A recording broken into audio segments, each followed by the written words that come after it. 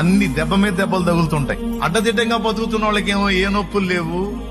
ఆ శాలేమన్న చెప్పినట్టు అంత మంచిగా బతకాలా, ఎంత మంచిగా బతకాలా, అంత నీతిగా బతకాలా, ఎంత నీతిగా బతకాలని నీతంటే నా బతుకు ఎట్ట తగలబడింది అని నువ్వు అనుకోవచ్చు. కొంతమందిని చూసినప్పుడు నీకు సందేహం రావచ్చు. దానికి నా సమాధానం ఏంటంటే, దేవుడు కొన్ని కారణాలను బట్టి నిన్ను ఆ పరిస్థితుల్లోకి తీసుకెళ్లి ఉండొచ్చు.